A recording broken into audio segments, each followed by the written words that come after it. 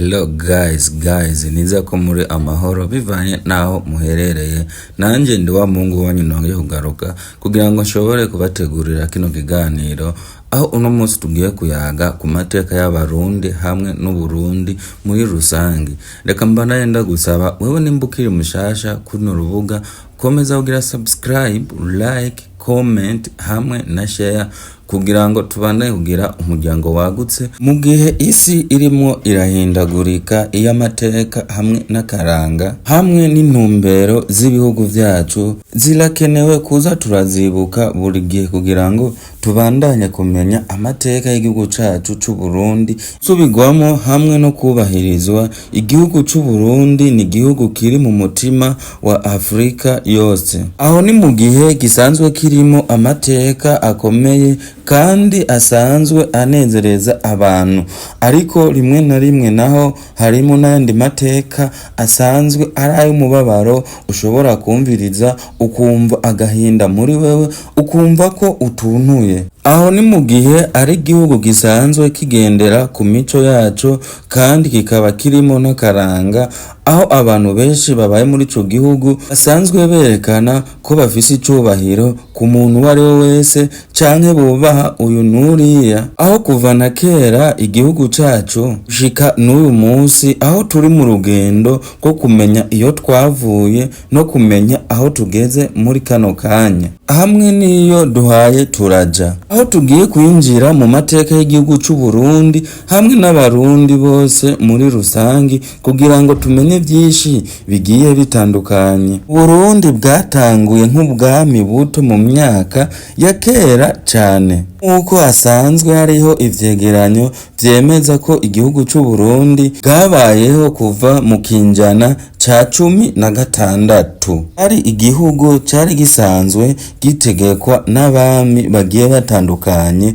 ndetse harimo abami benshi cane bagiye baramenyekana ku rugero rw'isi yose. Reka nshobore kubahereza uburorero bugiye butandukanye, aho harimo Ntare Rushatsi, umwami wa mbere w'igihugu c'u Burundi, akaba ari we yashoboye kubazwa igihugu c'u Burundi kuva mu kinjana ca 16, ndetse na Mwezi Gisabo, aho hariho n'abandi benshi cane bagiye batandukanye bashoboye kumenyekana mu gihugu c'u Burundi igihe bari basanzwe bayoboye igihugu c'u Burundi nk'abami. Aho muri ico gihe ubutegetsi bwari bushingiye ku bami hamwe n'abanyagihugu n'inama y'abashinga ntahe, nibo bari bagize leta canke bari basanzwe bafashanije n'umwami w'ico gihe ariwo Ntare Rushatsi kugira ngo ashobore kuyobora igihugu c'u Burundi. Kandi nongere ndabibutsa ko muri ico gihe abami bari bafise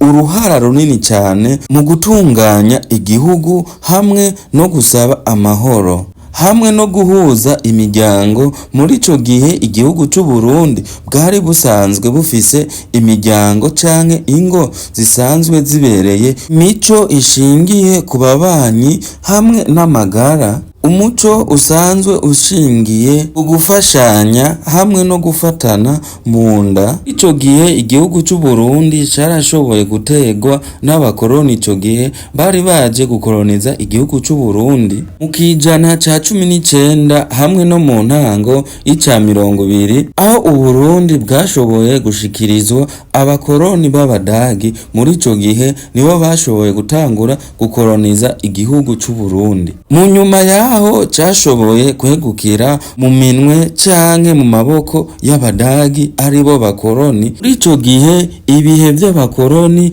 vyazanye impinduka nyinshi mu gihugu c'u Burundi, aho harimo ugusambura inzego z'ikirundi hamwe no gutwaza ku gikenye canke kuyobora gukoroniza igihugu c'u Burundi ku nguvu, bakongera bagashira imbere bamwe basanzwe bakandamiza abandi. Harimo ivya ivyamwa vy'ico gihe, amashuri hamwe n'amavuriro. Amabarabara yose muri ico gihe yashoboye gushingirwa ku nyungu z'abakoroni canke z'abadagi, aho muri ico gihe igihugu c'u Burundi bashoboye guta ubwigenge bari basanganywe. Muri ico gihe abami barashobowe guhungishwa baranyegezwa, aho ni mu gihe bamwe bamwe bari basanzwe bakingiwe n'ibikoresho vyari ivy'abakoroni. Aho Uburundi bwashoboye kuronka ubwigenge hamwe n'intambwe ya mbere ari itariki imwe mu Kakaro mu mwaka w'igihumbi kimwe n'amajana 962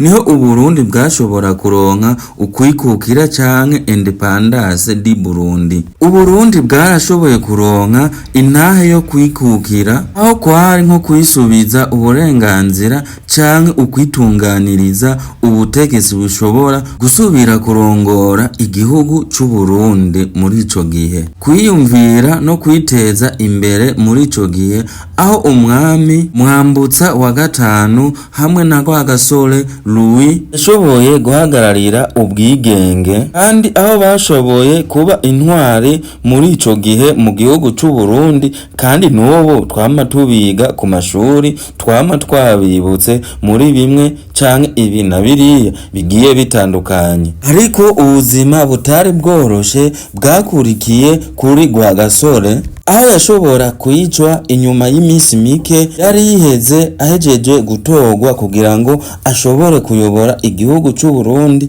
Ibintu vyatumye igihugu c'u Burundi gishobora kwinjira mu bihe vy'akaga, ibihe bigoye cyane. Nk'akarorero zari indyane mu bijanye na politike, ubwoko hamwe no kwiyumvamo. Muri ico gihe Uburundi bwaciye bwinjira mu myaka ya politike, aho harimo ingwano, ubutegetsi bushingiye ku gisirikare canke ku gisoda c'u Burundi, aho muri ico gihe haranzwe intambara nyinshi hagati mu gihugu hamwe n'ivyumviro vyo mu bwoko vyashoboye kumara imyaka. Abategetsi harimo Michel Micombero, Jean Baptiste Bagaza hamwe na Pierre Buyoya bashoboye kugira uruhara runiniya rukomeye cyane guhindura igihugu c'u Burundi mu mwaka w'igihumbi kimwe n'amajana 972, aho yaranzwe n'ubwicanyi bukomeye gushika mu mwaka w'igihumbi kimwe n'amajana 988, aho habaye injyane gushika mu mwaka w'igihumbi kimwe n'amajana 993, igihe Perezida Ndadaye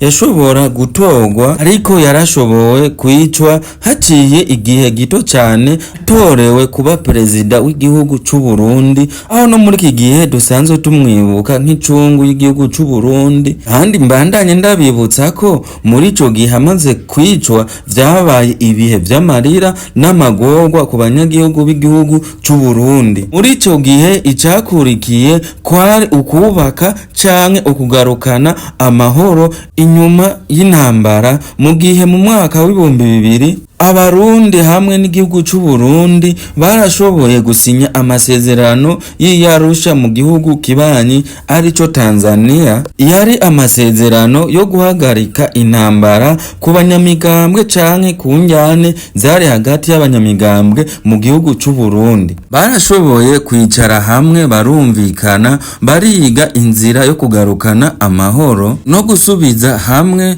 kandi no gutorera umuti ibibazo vyari biranze igihugu muri ico gihe, aho ibikorwa vyo gutunganya amatora vyarasubiriye gutunganywa kuri Perezida Domitien Ndayizeye.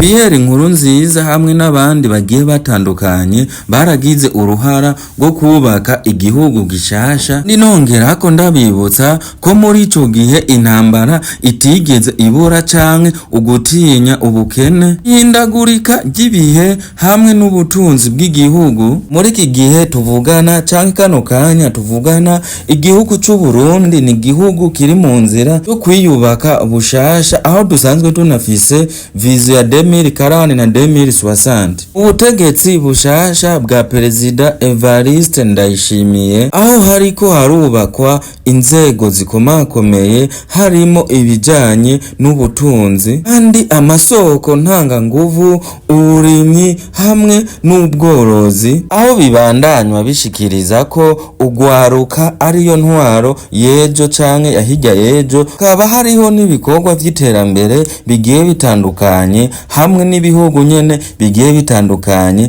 vyagiraniye amasezerano n'igihugu c'u Burundi, harimo ukwitaho ibidukikije no gufashanya mu bijanye n'ubuhinga bwa none. Ko nubwo biruko haracariho ikibazo gikomeye cyane kijanye n'ubukene hamwe n'abanyamitahe badashaka kuzana imitahe mu gihugu c'u Burundi, ni mu gihe harimo n'ihindagurika ry'ikirere canke ry'ibirere. Ano mateka y'igihugu c'u Burundi twagiye turayavuga mu mfunyafunyo ushobora kubandanyiriza civugo citwa Shure y'amateka y'igihugu c'u Burundi yejo hazoza. Igihugu c'u Burundi aho nk'akarorero ari nk'igitabo gisanzwe gifise impapuro z'inkora mutima. Kugira ngo dushobore gutera imbere mu gihugu c'u Burundi dukwiye kuvyura ivyo twibagiye byose twari dusanzwe dukora kera imbere y'ubukoroni. Uburundi bwari busanzwe bwikorera amasafuriya, amasuka,